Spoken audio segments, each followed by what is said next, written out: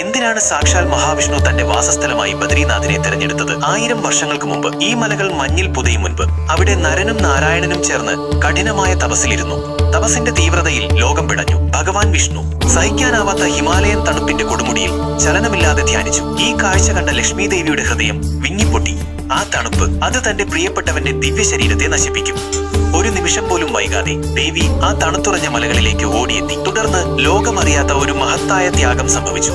ലക്ഷ്മി ദേവി തന്റെ ദിവ്യരൂപം വെടിഞ്ഞ് സ്വയം ഒരു ബദരി ഇലന്ത വൃക്ഷമായി രൂപാന്തരപ്പെട്ടു. ആയിരക്കണക്കിന് വർഷങ്ങൾ ദേവിയുടെ ഇലകളും ശാഖകളും ഒരു ചൂടുള്ള മേൽക്കൂരയായി ഹിമാലയൻ തണുപ്പിൽ നിന്ന് തന്റെ നാഥനെ സംരക്ഷിച്ചു നിർത്തി. സ്നേഹത്തിന്റെ ഊഷ്മളത കൊണ്ട് ആ തണുത്തുറഞ്ഞ ലോകത്തെ ദേവി തടഞ്ഞു നിർത്തി. ലക്ഷ്മി ദേവി ബദരിയായതുകൊണ്ട്, അവളുടെ സംരക്ഷണയിൽ നാഥൻ വിശ്രമിച്ചതുകൊണ്ട് ആ സ്ഥലത്തിന് ബദ്രീനാഥ് എന്ന് പേര് കിട്ടി. കാലം കടന്നുപോയി.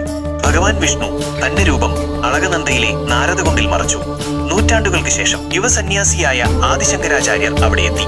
മരവിച്ചു പോയ ആ തീർത്ഥജലത്തിലിറങ്ങി മഞ്ഞിനുള്ളിൽ അഗ്നി പോലെ തിളങ്ങുന്ന ഒരു കറുത്ത ശാലിഗ്രാമം അദ്ദേഹം കണ്ടെടുത്തു. ആ ശാലിഗ്രാമം തന്നെയാണ് ഇന്ന് നമ്മൾ ആരാധിക്കുന്ന ബദ്രീനാഥിലെ വിഗ്രഹം. നമ്മൾ ഇവിടെ കാണുന്നത് കേവലം ഒരു വിഗ്രഹമല്ല, അത് 1000 വർഷം ലക്ഷ്മി ദേവി സ്വന്തം ശരീരം കൊണ്ട് കാവൽ നിന്ന സ്നേഹം കൊണ്ട് ഒരു ലോകത്തെ മുഴുവൻ സംരക്ഷിച്ച ഭഗവാൻ വിഷ്ണുവിന്റെ ധ്യാനരൂപമാണ്. ഈ ആത്മാർത്ഥമായ സ്നേഹത്തിന്റെ കഥ നിങ്ങളുടെ ഹൃദയത്തിൽ ഒരു വിങ്ങലുണ്ടാക്കിയെങ്കിൽ കമന്റ് ബോക്സിൽ ഓം നമോ നാരായണായ എന്ന് കുറിക്കുക.